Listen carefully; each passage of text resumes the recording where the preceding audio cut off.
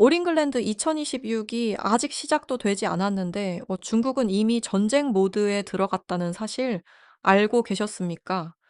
단순한 라이벌 분석이 아닙니다. 단순한 우승 경쟁도 아닙니다. 지금 중국이 던지고 있는 메시지는 명확합니다. 안세영을 어떻게 막을 것인가? 여기서 질문 하나 드리겠습니다. 여자 단식은 개인전입니다. 그런데 왜 중국은 마치 국가 프로젝트처럼 움직이고 있을까요? 이건 한 경기의 문제가 아닙니다. 이건 한 시대의 문제입니다.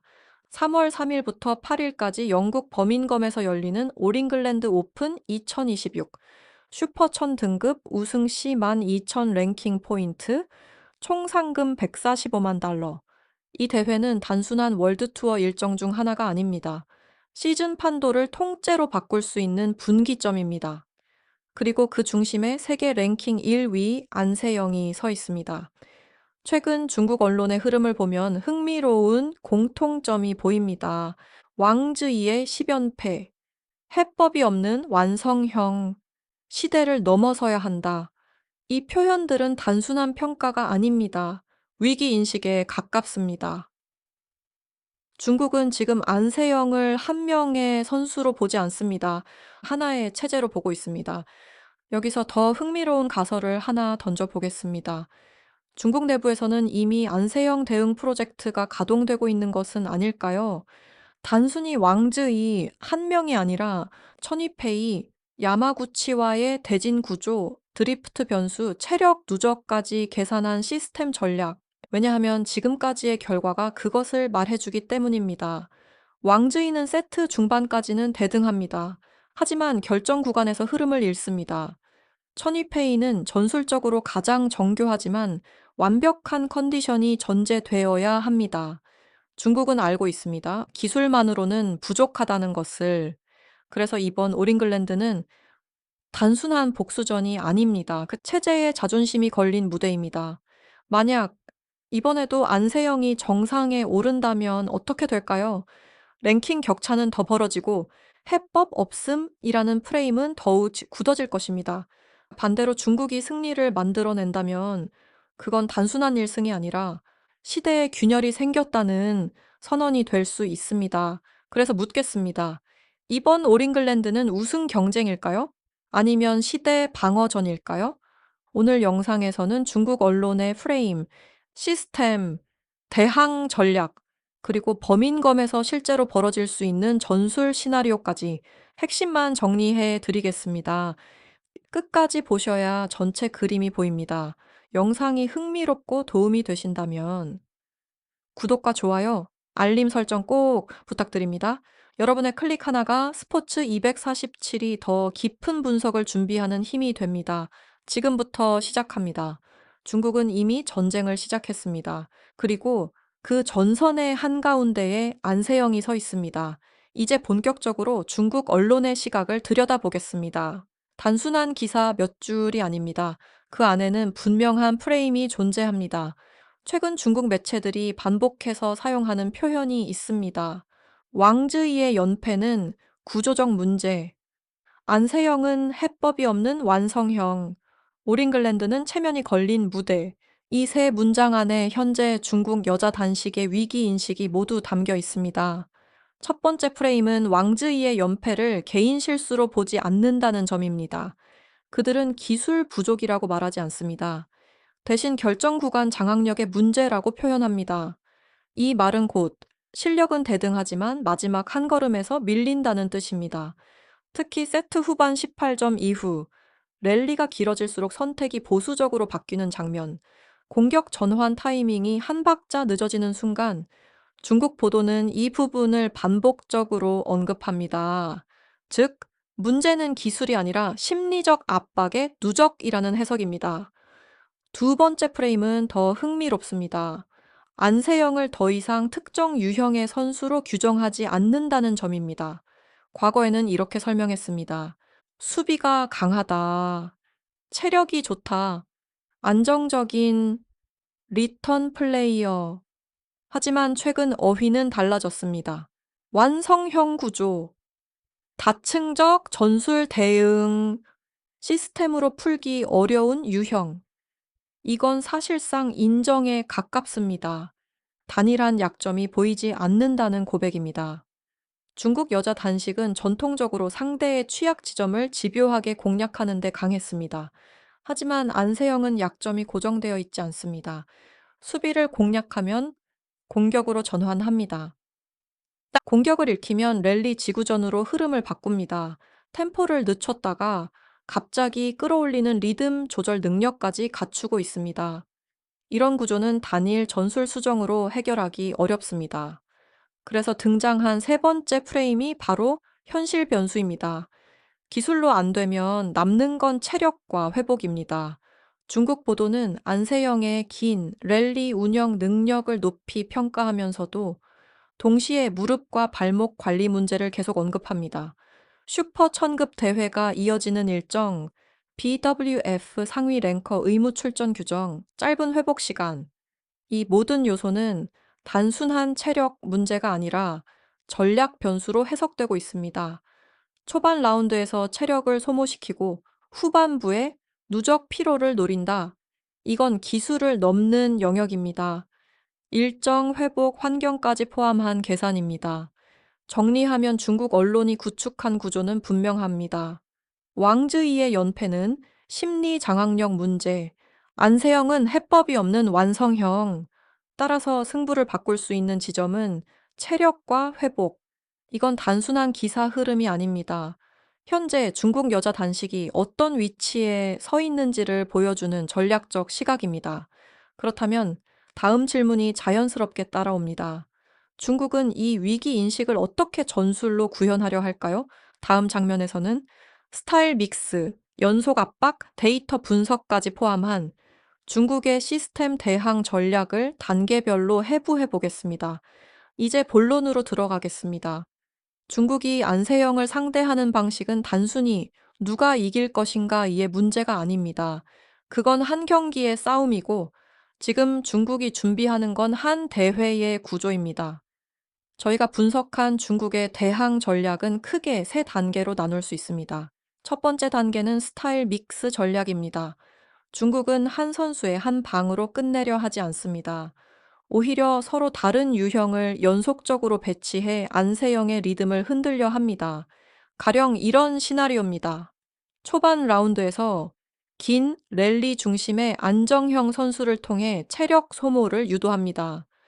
중반부에 들어서면 공격 템포가 빠른 선수를 통해 전환 속도를 흔듭니다.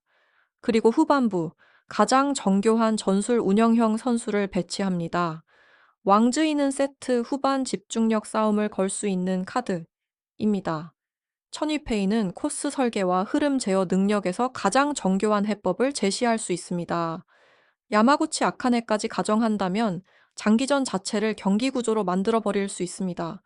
이건 단순한 상대 교체가 아닙니다. 리듬 파괴 설계입니다.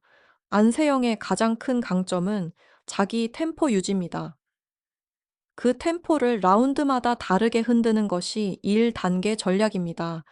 두 번째 단계는 연속 압박 구조입니다. 안세영은 단발성, 강탈, 쉽게 무너지지 않습니다. 한 번의 스매시로 끝낼 수 있는 유형이 아닙니다. 그래서 중국이 노리는 건 결정타가 아닙니다. 작은 균열의 반복입니다. 깊은 클리어 화살표, 짧은 드롭 화살표, 좌우 전환 화살표, 다시 깊은 코스.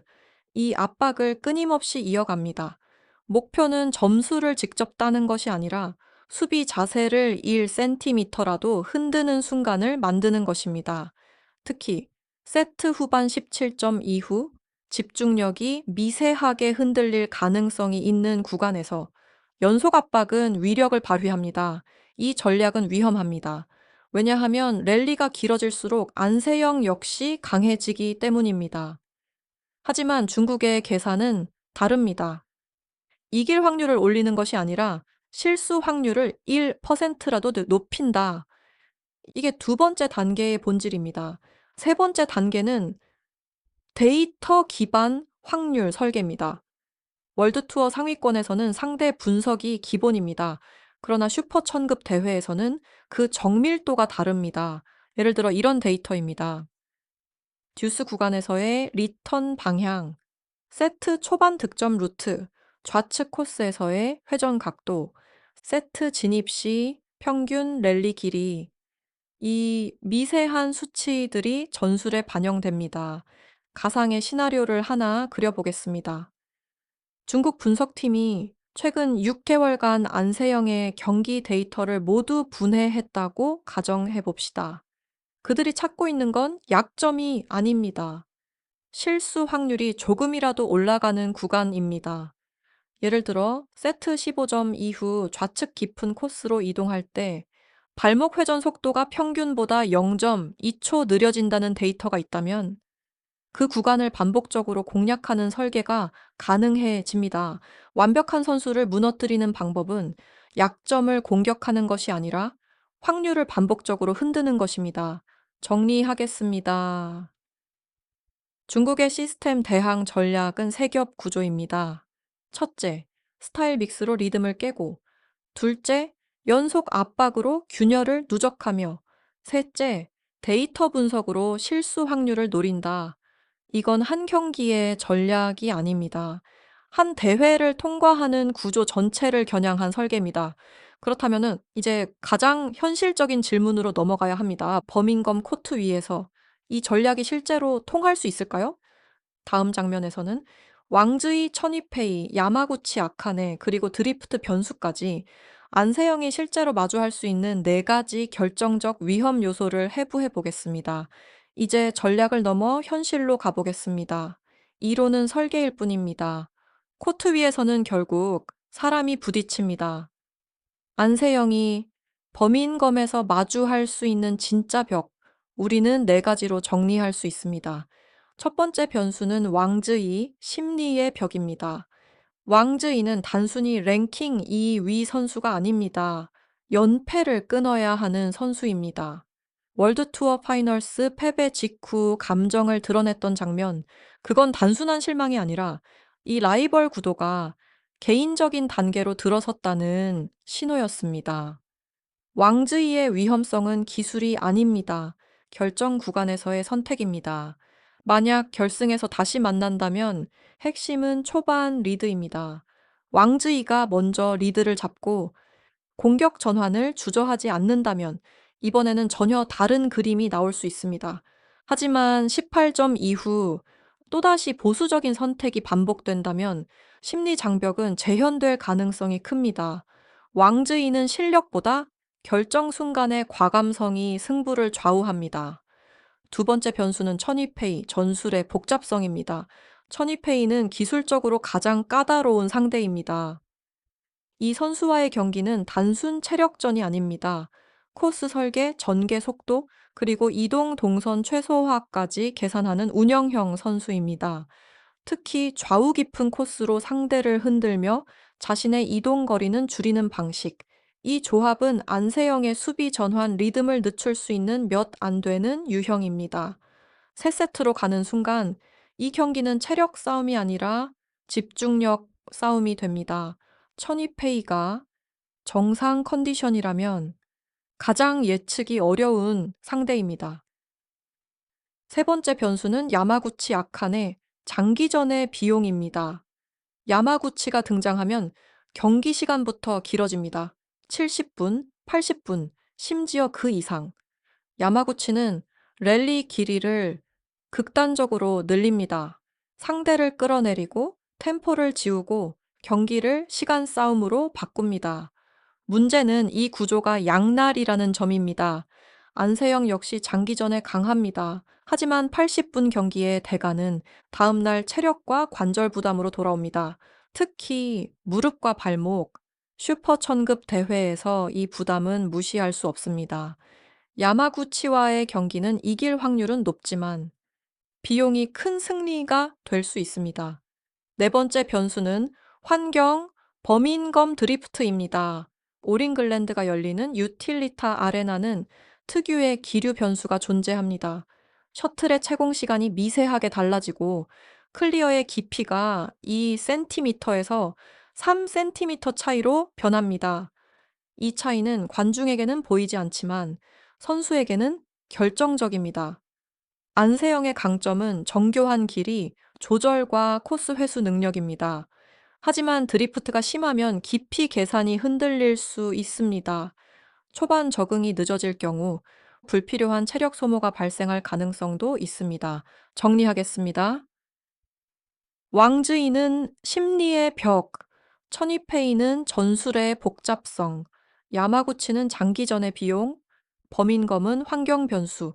이 네 가지가 동시에 작동할 때 승부는 단순한 실력 비교가 아닙니다. 그렇다면 질문은 하나로 수렴됩니다. 이 변수들이 겹치는 순간 안세영은 어떻게 흐름을 다시 자기 쪽으로 돌려놓을 수 있을까요? 다음 장면에서는 중국이 진짜로 노리는 결론, 그리고 이번 올잉글랜드가 우승 경쟁이 아닌 시대의 시험대가 되는 이유를 정리해 보겠습니다. 이제 마지막 질문으로 가보겠습니다. 중국이 이번 올잉글랜드에서 정말 원하는 것은 무엇일까요? 왕즈이의 복수? 천이페이의 증명? 랭킹 포인트 12,000점? 아닙니다. 중국이 원하는 것은 단순한 1승이 아닙니다. 그들이 원하는 것은 균열입니다. 지금까지의 흐름은 분명합니다. 안세영은 7개 대회 연속 우승, 중국 주요 카드들을 상대로 연승, 결정 구간 장악력, 체력, 전술 전환까지 모두 상위 레벨. 이건 단순한 세계 1위가 아닙니다. 시대입니다. 그래서 중국이 노리는 것은 한 경기의 승리가 아니라 해법이 존재한다는 증거입니다. 만약 올 잉글랜드에서 중국 선수가 안세영을 꺾는다면 그 장면 하나가 서사를 바꿀 수 있습니다. 무적이 아니다. 시대는 흔들릴 수 있다. 이 문장이 만들어지는 순간 랭킹 포인트 이상의 상징 자산이 생깁니다. 반대로 안세영이 또다시 정상에 오른다면 그건 단순한 타이틀 방어가 아닙니다. 시스템 전략, 스타일 믹스, 데이터 분석까지 모두 통하지 않았다는 선언이 됩니다. 그 순간 중국의 프레임은 다시 바뀔 수밖에 없습니다. 해법 찾기에서 세대 교체로. 그래서 이번 올 잉글랜드는 슈퍼천 이상의 의미를 가집니다.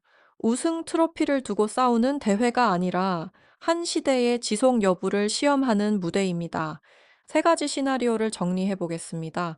첫 번째, 안세영이 완벽하게 적응하고 천이페이, 왕즈이, 장기전 변수까지 넘는다면 그녀의 시대는 더욱 공고해집니다. 두 번째, 박빙 접전 끝에 중국이 승리를 가져간다면 시대는 유지되지만 균열이 생깁니다. 세 번째, 중국이 압도적인 방식으로 승리한다면 여자 단식 판도는 새로운 국면으로 들어갑니다. 결국 본질은 이 질문입니다. 중국은 안세영을 이길 수 있는가? 아니면 안세영이라는 시대를 흔들 수 있는가? 올 잉글랜드 2026은 그 답을 보여줄 무대가 될 것입니다. 여러분은 어떻게 예상하십니까? 가장 큰 고비는 누구일까요? 왕즈이일까요? 천이페이일까요? 야마구치일까요? 아니면 환경 변수일까요? 댓글로 여러분의 분석과 예상을 남겨주세요. 여러분의 시각이 궁금합니다. 지금까지 스포츠 247이었습니다. 구독과 좋아요, 알림 설정 잊지 마시고요. 올 잉글랜드 2026 끝까지 함께하겠습니다. 감사합니다.